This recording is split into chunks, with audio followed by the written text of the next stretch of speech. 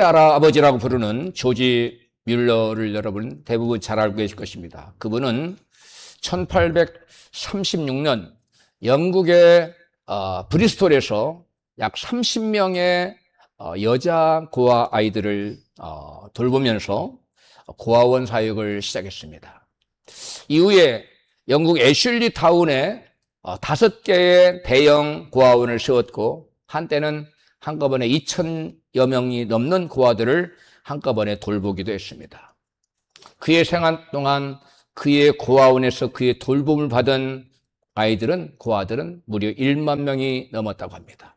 그 후에 그 기관을 통해서 조지 뮬러의 그 기관을 통해서 합친 사람들, 돌봄을 받은 사람들과 16,700여 명이 넘는다. 어마어마한 숫자입니다. 뮬러는 사람들이 생각하기를 과연 뮬러는 돈이 어디서 그렇게 많이 나서 돈이 얼마나 많길래 1만 명이 넘는 고아를 여러분 기를 수 있을까? 기르고 입히고 먹이고 교육할 수 있었단 말인가? 이 질문에 대하여 크리스찬 잡지, 크리스찬 기관인 크리스찬 히스토리 인스티튜트, 거기에 한 기고문이 실렸는데, 아비가일 루프라고 하는 여인의 글이 실렸습니다. 그 여인은 어렸을 때에 자기 아버지가 이 조지 뮬러 기도원 원장을 돕고 있었는데, 아버지를 따라서 애슐리 타운에 있는 고아원을 자주 방문했다고 합니다. 그런데 하루는 그 고아원을 방문하고서 놀고 있는데, 기도원 원장인 조지 뮬러가 손을 잡고 아침 식당에, 긴 의자가 놓여있는 식당에 자기를 데려갔다고 합니다. 그래서 보니까 이 식탁이 쫙 이제 포크랑 나이프랑 다 그릇 놓여있는데 음식은 없었다는 거예요. 그때 기도원 원장인 조지 뮬러가 하나님께 이렇게 기도했어요. 사랑하는 아버지, 우리에게 일용할 양식을 주셔서 감사합니다 라고 기도를 마쳤어요. 그러자 문을 똑똑똑 두드리는 소리가 났다는 것입니다. 그때 문을 열고 들어온 사람은 이웃집 빵집 주인이었는데, 밤잠을 설치고 잠이 안 오더라고요. 근데 그때 들려오는 세미한 음성이 바로 뮬러가 운영하는 고아원에 아침 빵이 없다, 그런 생각을 주시면서 빵을 갖다 주라는 그런 감동이 계속 오더라는 거예요. 그래서 새벽 2시에 일어나서 아침 일찍이 그 많은 그 고아원 아이들을 먹여야 되니까 엄청나게 많은 빵을 구워서 가지고 왔다고. 바로 빵을 주고 갔다는 거예요. 그런데 이어서 또 문이 두드리는데, 누가 왔나? 이번에는 우유 배달이 들어왔는데, 고아원 앞에서 우유를 배달하다가 고아원 그 수레가 고장이 나서 더 이상 배달할 수가 없는 거예요. 그런데 그 우유를 계속 가지고 다니다가는, 놓고 다니면 우유가 상할 수밖에 없어서 우유를 가져왔느라고 해서 빵과 우유가 동시간에, 아침 시간에 기도를 딱 마치자 동시에 해결됐다는 거예요. 뮬러는 아침 식탁에 아무것도 없는 것을 두 눈으로 보면서도 오늘 먹을 것이 없구나, 얘들아 우리 아침은 금식을 해야 되겠다, 이렇게 말하지 않았다는 거예요. 그는 오직 아직 오지 않은 그 양식을 믿음으로 바라보고 하나님께 감사하기로 했어요. 하나님, 오늘 우리에게 일용할 양식을 주셔서 감사합니다. 조지 뮬러는 그의 평생에 수많은 기도를 드렸는데, 5만 번 기도해서 5만 번 응답받았다는 그런 책이 있었는데도 그 책을 읽어봤는데, 그 구체적인 기도 응답을 5만 번 이상의 기도에 5만 번 이상 응답한 기도를 뮬러는 매일의 기도책에 응답 기도 제목과 기도 응답과 기도 응답의 날짜까지 다 꼼꼼하게 다 적어놨어요. 그런데 그 5만 번 이상 기도 가운데 그 당일날 오늘 응답된 기도는 약 5천 건에 해당한다. 약 10분의 1의 기도는 뮬러가 기도하면 그날 즉시로 하나님 응답하신다. 그럼 뮬러의 기도는 그러면 즉시로 당일에 10분의 1 정도는 응답이 됐지만, 어떤 기도는 1년, 또는 어떤 기도는 수년, 그리고 어떤 기도는 수십 년, 자기 친구를 위해서 6명의 친구를 놓고 기도했는데 어떤 친구는 30년 만에 돌아오고 어떤 친구는 5년 만에 돌아오고 이렇게 오랜 시간이 걸려서 응답을 되기도 했다는 것입니다. 사람들이 어떻게 그 많은 아이들을 돌볼 수 있느냐라고 생각하지 물론은 자기의 능력을 의지하지 않았어요. 자기 능력을 바라보지 않았습니다. 그는 거룩한 처소에 계신 하나님은 고아의 아버지시며 과부의 재판장이시라고 하는 시편 68편 5절 말씀을 붙들었습니다. 우리 한번 다 같이 읽을까요? 시작. 그 거룩한 처소에 계신 하나님은 고아의 아버지시며. 누구의 아버지시라고요? 고아의 아버지. 그래서 밀려는 생각하기를 하나님이 고아의 아버지시니까 고아들을 책임지시겠구나. 고아들을 먹이고 입히고 교육시키고 그 아버지가 아들을 세상 육신의 아버지도 그 자녀들을 버려두지 않는데 고아의 아버지 되시는 하나님 아버지가 이 아이들을 기르시지 않겠느냐 하고 믿음으로 여러분 수많은 길가에 떠도는 아이들을 불러 모아서 그들을 먹이고 입히고 재우고 교육시키는 그러한 고아의 아버지가 되었다는 것. 뿐만 아니라 밀려는 여호와는 나의 목자시니 내가 부족함이 없으리로다 하는 시편 23편 1절 말씀도 여러분 붙잡았습니다. 밀려는 그의 사역 평생 가운데 부족함이 없이 모든 필요를 채우시는 하나님께로부터 공급받을 수 있었던 것입니다. 여러분, 밀러가 고아원을 세운 목적을 들으면 우리를 깜짝 놀라게 합니다. 고아가 이 밀러가 고아원을 왜 세울까 쓸 것 같아요. 저도 이 설교 준비를 하면서 처음 접하는 밀려에 대한 책을 여러 번 많은 책을 읽어봤지만 이거는 처음 봐요. 밀려가 고아원을 세운 목적은 다른 것이 아니라는 거예요. 자기의 기도만으로 모든 것을 하나님께서 부족함 없이 채우시는 것을 입증해내기 위해서 기도원을 설립했다는 거예요. 아니 고아원을 설립했다는 거예요. 자기의 무엇으로? 기도만으로.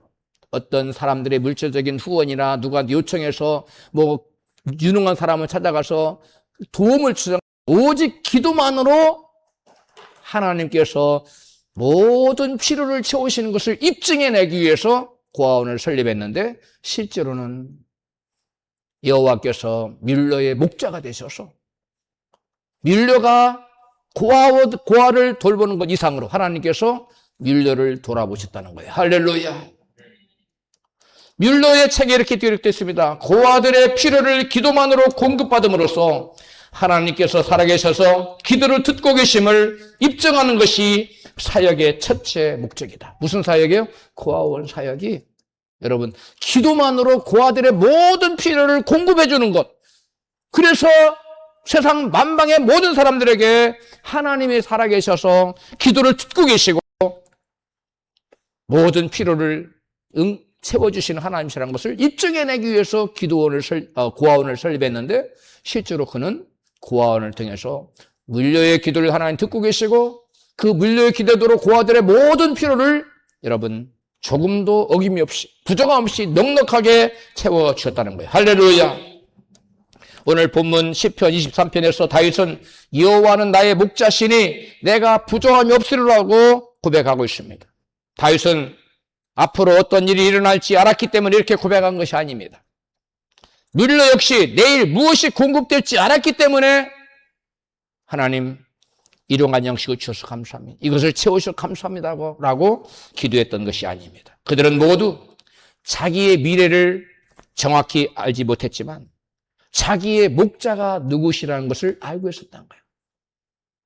밀러나 다윗이나 자기의 목자 되신 하나님이 자기의 미래에 부족함이 없이 채우실 것을 알았다는 거예요. 할렐루야.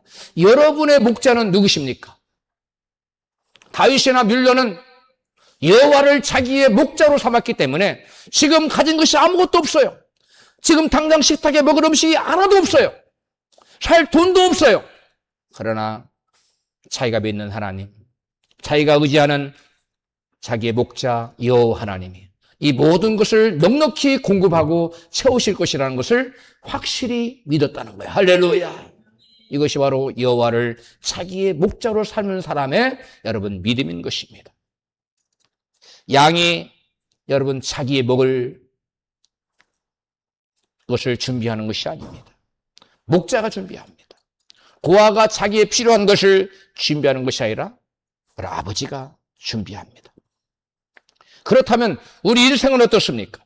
우리는 우리의 미래를 알기 때문에 여러분 안심하는 것이 아니에요. 내일 우리는 무엇이 일어날지 몰라요.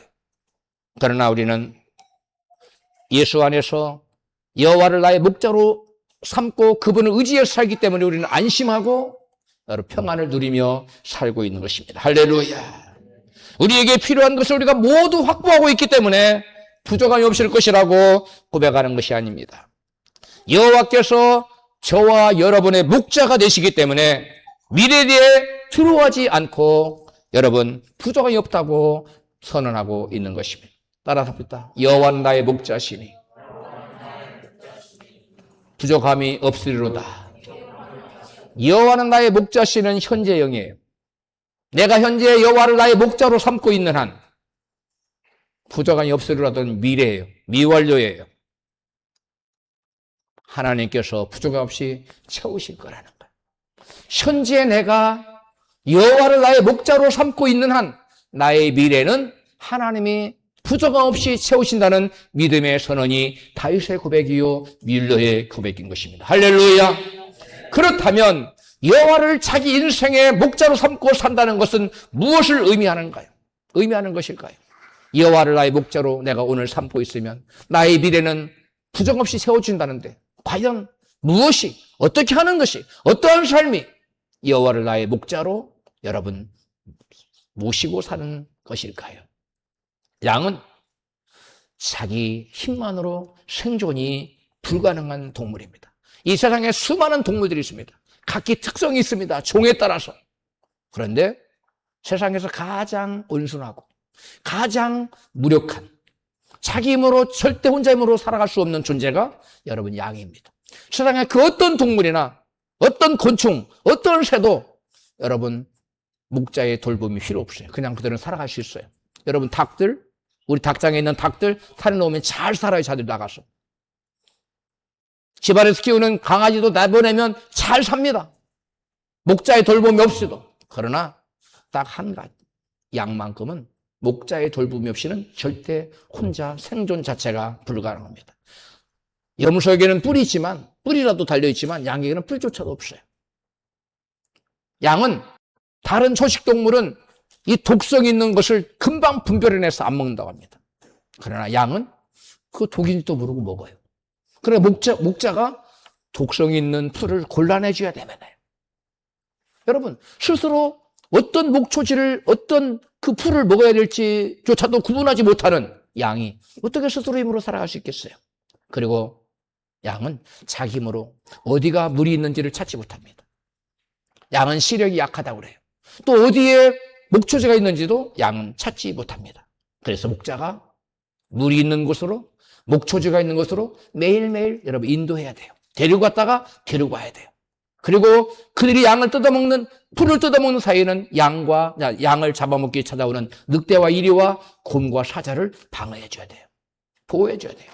그래서 목자는 항상 지팡이와 막대기를 주고 있었어요. 지팡이는 양이 구렁텅이 빠졌을 때 건져내는 거예요.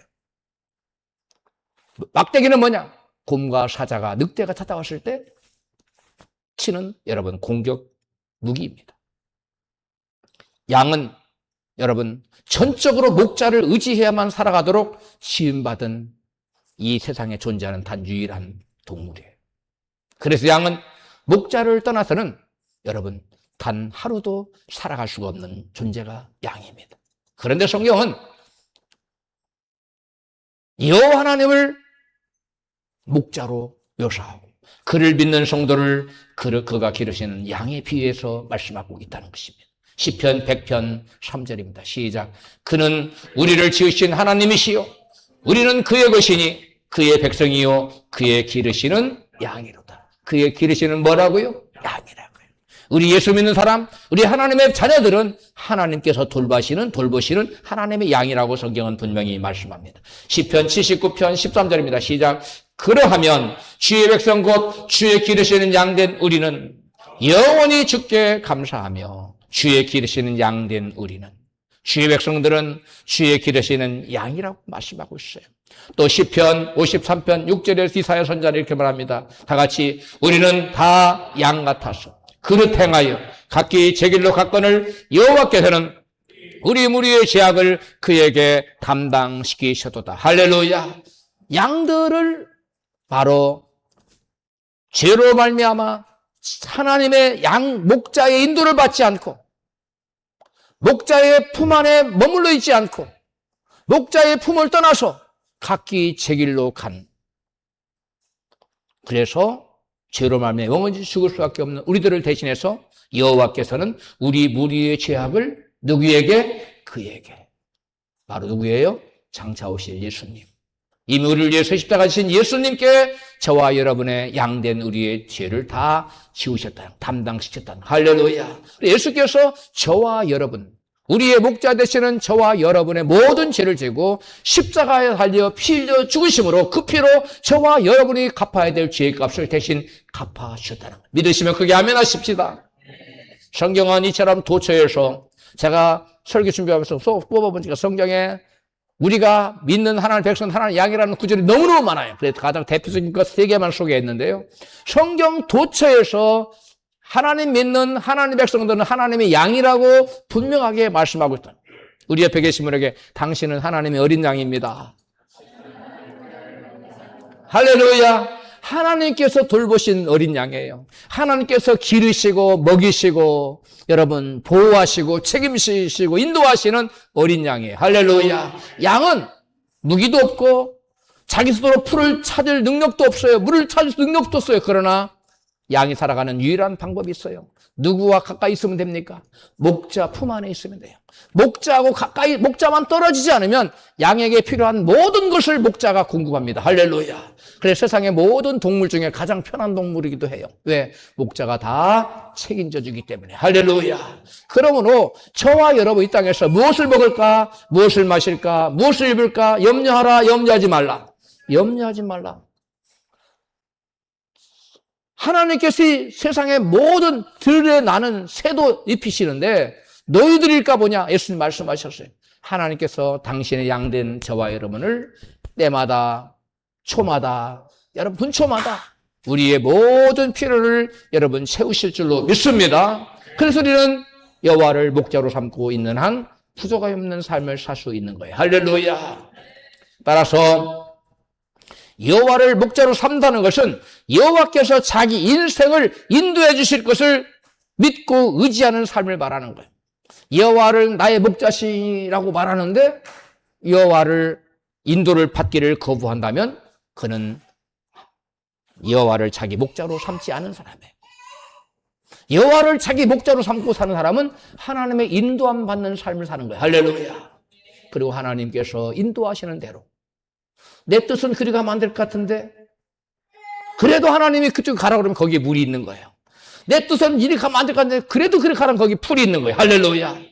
거기에 가면 쉴만한 물가가 있고 푸른 초장이 있는 것입니다. 할렐루야. 그게 바로 하나님의 인도하는 밥을 받고 사는 사람, 그 사람이 바로 여호와를 나의 목자로 삼고 살아간 사람이에요. 할렐루야.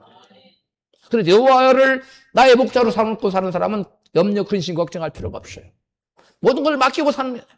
내가 내 인생을 위해서 여러분 힘쓰고 애쓸 필요가 없어요. 하나님께서 다 예비하시고 준비하시고 여러분 이루어 줄 줄로 믿습니다. 여러분 여호와를 그래서 나의 목자로 삼다는 것은 하나님께서 내 미래를, 내 인생의 미래를 책임져 주실 것을 뭐 하는 거예요? 믿고 그분께 내 인생 전체를 뭐 하는 겁니까? 맡기는 거예요. 뭐 하는 거라고요? 맡기는. 여러분 여러분의 미래가 부족 없는 삶을 살기로 한다면 오늘 나는 여호와를 나의 뭘로 삼아야 돼요? 목자로 삼아야 돼요. 오늘 내가 여호와를 나의 목자로 삼으려면 그분께 내 인생을 맡겨야 돼요. 그분이 내 미래를 책임진다는 사실을 믿어야 돼요. 그게 바로 여호와를 나의 목자로 삼는다는 의미입니다. 할렐루야. 여러분 다윗은 삶에도 수없이 여러분 부족하고 이때오르는 순간이 많았어요. 그러나 그는 현재의 형편이 아니라 목자 대신 하나님이 자기를 지켜주실 미래를 바라봤어요. 믿음으로 바라본 거죠. 그래서 다윗은 오늘날의 부족함 대신 자신의 목자이신 하나님께서 채우실 것을 믿음으로 바라보고 여호와는 나의 지금 목자가 되시니까 미래에 내가 부족이 없을 것이라고 고백할 수 있었던 거예요. 할렐루야. 다윗은 이렇게 말했습니다. 하나님, 지금은 부족하고 내게 여러 가지 부족한 것이 많고 결핍투성이지만 하나님께서 나의 목자가 되셔서 내일 부족함도록 나의 모든 필요를 채워줄 것을 믿습니다. 한 것이 다윗의 고백이에요. 여호와는 나의 목자시니 내가 부족함이 없으라는 고백이 바로 이 고백이에요. 이런 의미를 담고 있는 겁니다. 할렐루야. 히브리서 기자는 여러분,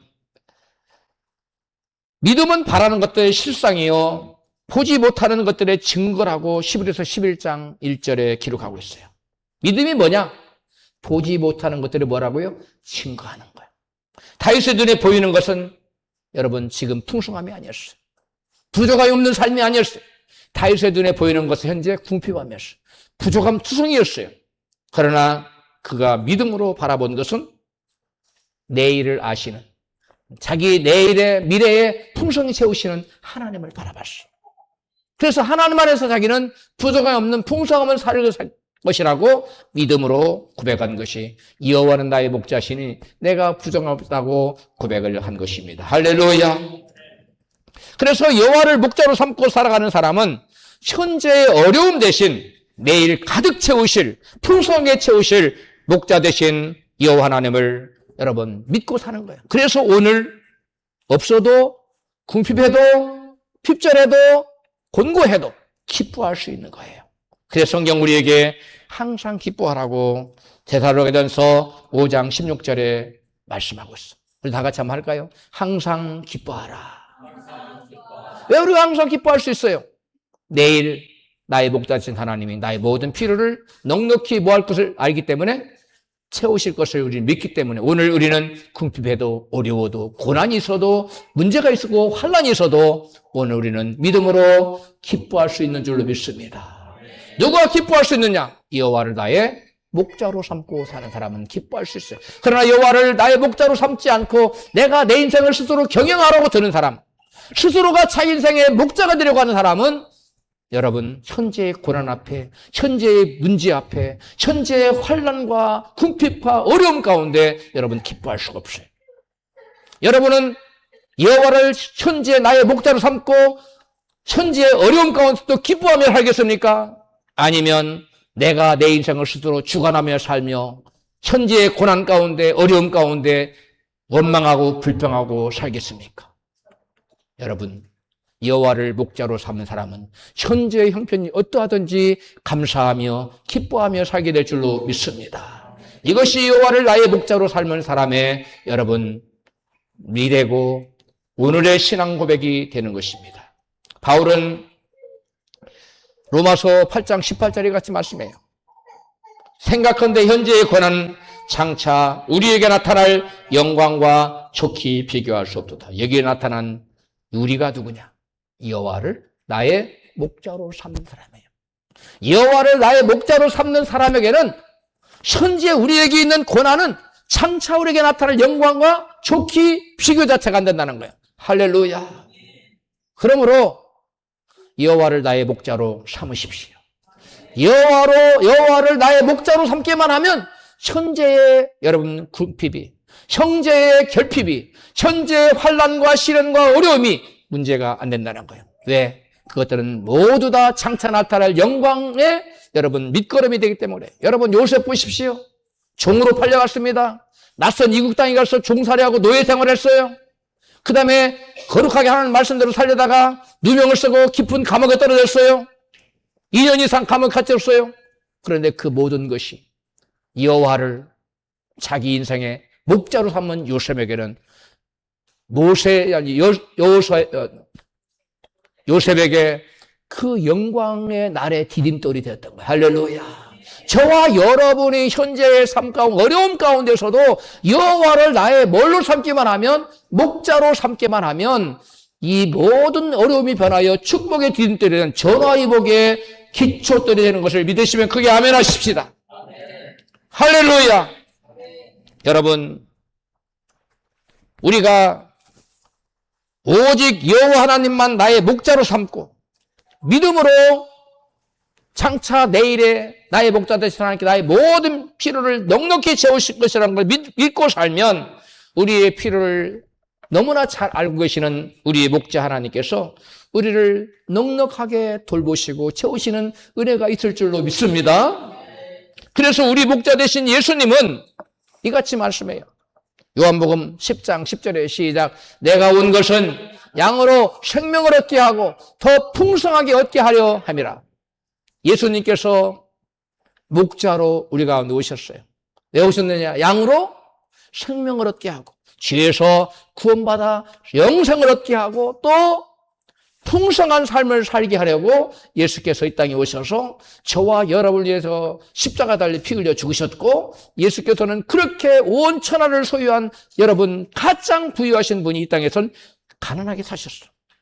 부유하신 자로서 너희로 하여 가난하게 되시면 그의 가난하심을 인하여 너희로 부유케 하려 하심이라. 할렐루야. 우리를 풍성하게 하시려고 예수님께서는 친히 이 땅에 오셔서 우리의 죄로 말미암은 가난의 저주를 대신 지시고 여러분 이루 말할 수 없이 가난하게 사셨어요.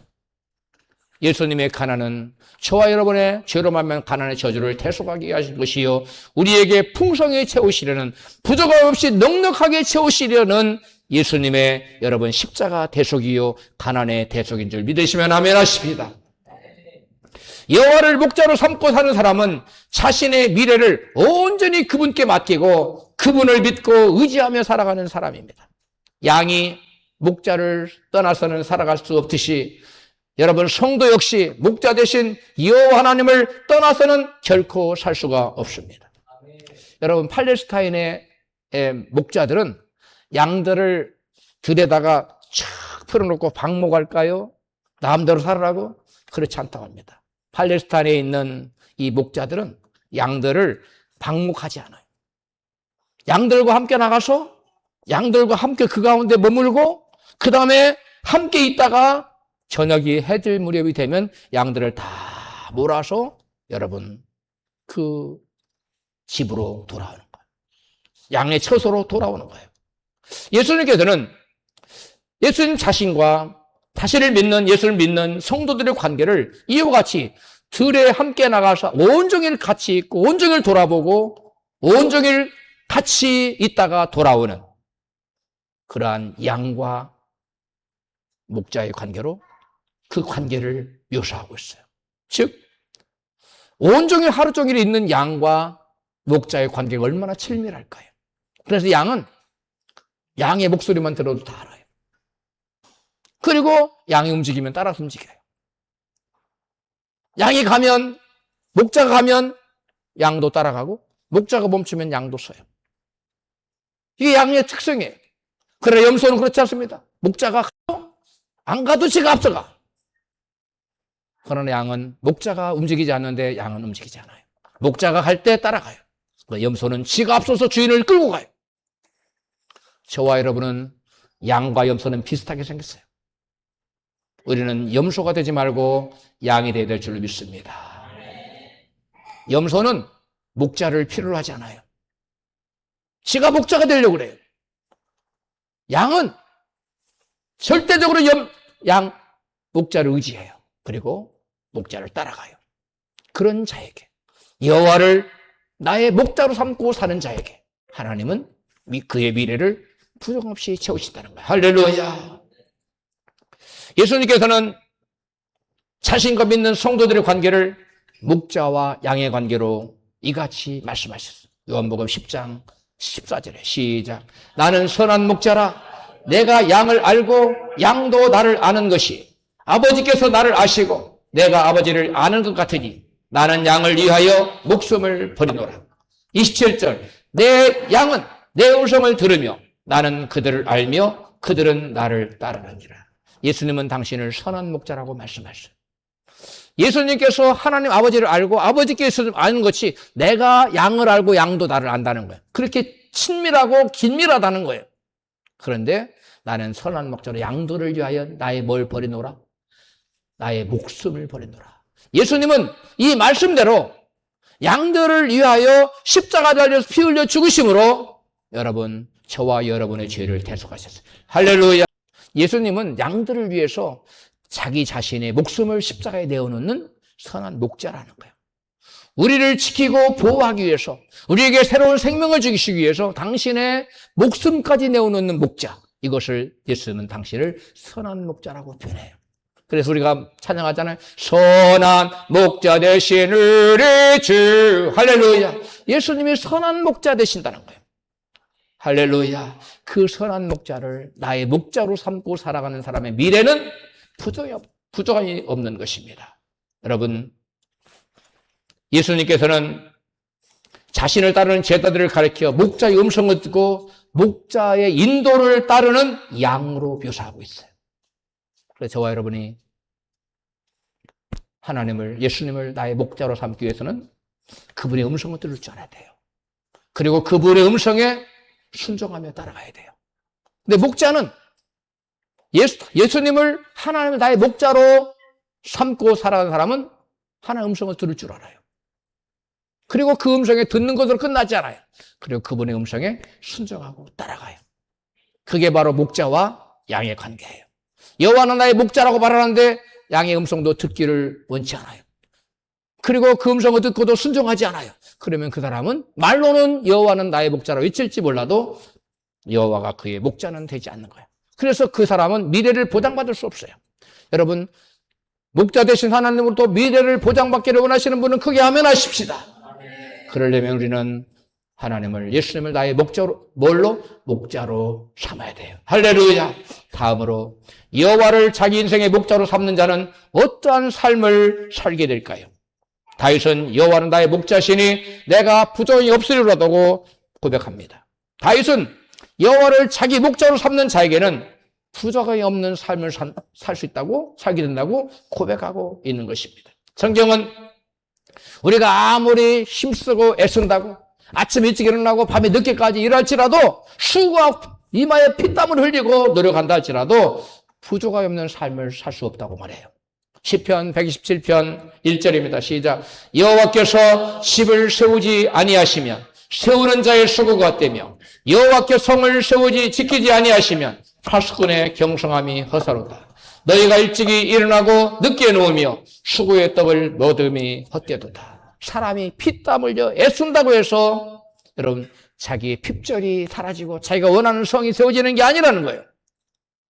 여호와께서 나의 목자가 되셔서 나를 대신해서 내가 원하는 성을 세워주셔야, 내가 원하는, 짓기를 원하는 집을 지어주셔야만 성이 세워지고 집이 지어진다는 사실입니다. 할렐루야. 그러므로 저와 여러분은 다윗이 모셨던 여호와를 나의 목자로 모셔야 될 줄로 믿습니다.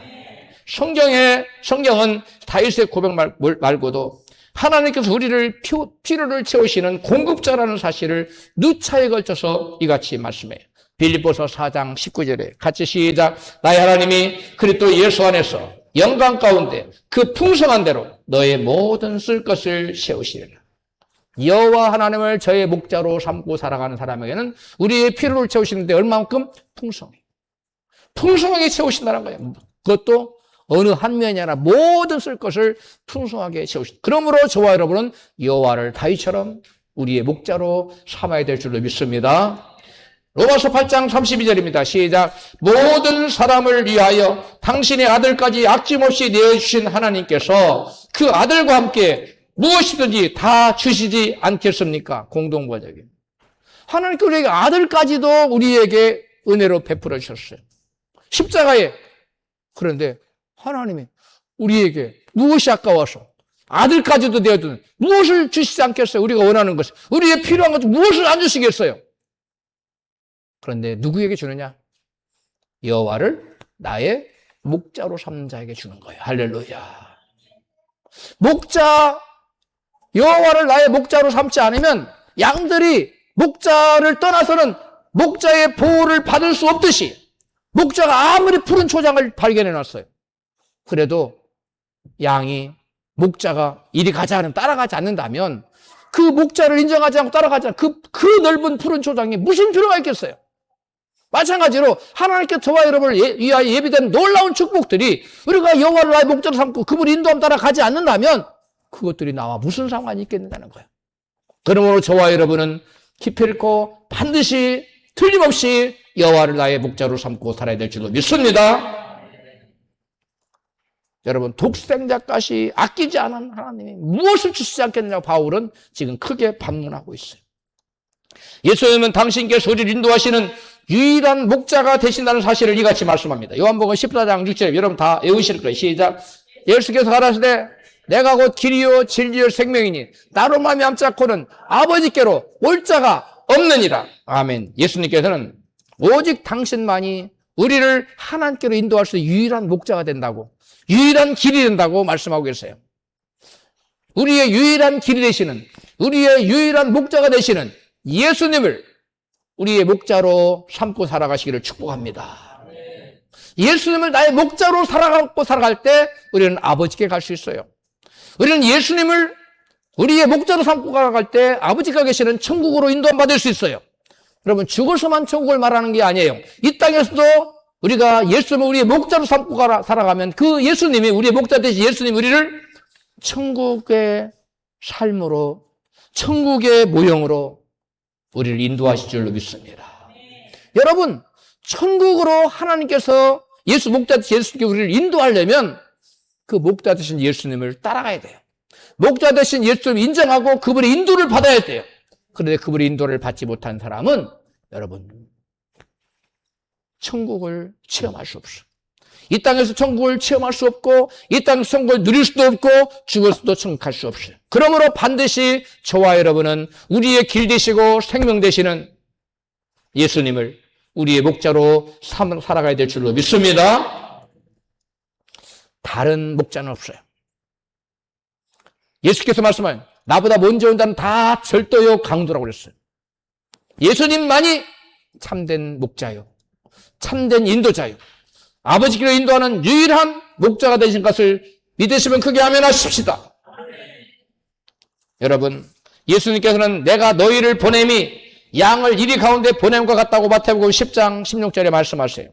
그런데 문제는 이리가 가득한 가운데서 양들이 살아가야 되는데 문제는 양에게 세상을 이길 무기가 없다는 거예요. 양은 뿔조차도 없어요. 발톱이 있는 것도 아니에요. 고슴도치처럼 가시를 달고 있는 것도 아니에요. 다 제마다 뭔가 무기가 있어요. 그 양은 아무것도 없어요. 그런데 여러분, 하나님의 양인 성도에게 세상 사람들이 가진 무기는 없지만 세상이 갖지 못한 강력한 무기가 있다는 사실이에요. 그게 뭡니까? 그 무기는 바로 우리 아래 와 계신 목자 되신 하나님의, 할렐루야. 나의 목자 되신 하나님이 내 안에 와 계신데 그분이 나의 강력한 보호자요, 책임져 주실 자요, 강력한 세상을 이기는 강력한 무기라는 것이, 할렐루야. 내 안에 예수 그리스도를 나의 목자로 모시고 살아야 이리가 가득한 세상에서 목자를 의지하여 세상을 이기며 승리하는 삶을 살 수가 있는 줄로 믿습니다. 양과 같은 다윗이 어떻게 세상의 거대한 골리앗을 이길 수 있었을까요? 양과 같은 성도가 어떻게 세상을 이길 수 있습니까? 양처럼 연약한 다윗이 세상의 거대한 골리앗을 무너뜨릴 수 있었던 것은 그가 만군의 여호와 하나님을 자기의 목자로 삼았기 때문에. 너는 칼과 단창으로 나아오지만 나는 만군의 여호와의 이름으로 나아가노라. 할렐루야. 여호와를 자기의 목자로 삼고 여호와를 앞장세우고 다윗은 나갔기 때문에 그 누구도 감당할 수 없었던 여러분 골리앗을 무너뜨릴 수 있었던 거예요. 저와 여러분도 마찬가지입니다. 우리는 약합니다. 양과 같아요. 무기가 없어요. 무력해요. 내 힘으로 살 수 없어요. 그러나 목자 되신 예수님 내 안에 와 계시면 우리는 세상의 골리앗도 등이 대항해서 싸울 수 이길 수도 있는 줄을 믿습니다. 사람들은 세상을 이기기 위해서 어떤 강력한 무기가 손에 있어야 된다고 생각해요. 그러나 세상을 이기는 무기는 다른 것이 아니라 여호와 하나님 믿고 의지하고 그분을 우리의 무기로 삼는 것이, 그게 강력한 무기예요. 1967년 6월 5일에 6.1 전쟁이라고 불리는 이스라엘과 아랍 연합 6개국과의 전쟁이 발발했습니다. 이스라엘의 모세 다이안 장군은 이같이 선언했어요. 정쟁을 앞두고 우리는 비밀 병기를 사용하여 6일 내에 전쟁을 승리로 마칠 것이다. 온 세계를 향해서 기자들을 놓고 선언했어요. 그러다 세계 주요 언론들은 이스라엘이 수소폭탄을 발명했나 보다. 그래서 핵무기를 개발하여 전쟁에서 사용할 것이라고 대서특필했어요. 그러나 이스라엘은 핵무기를 사용하지 않고도 6일 만에 약속대로 전쟁을 대승리로 마칠 수 있었습니다. 전쟁이 끝난 종전 후에 기자들이 모세 다이안 장군에게 찾아와서 이같이 물었습니다.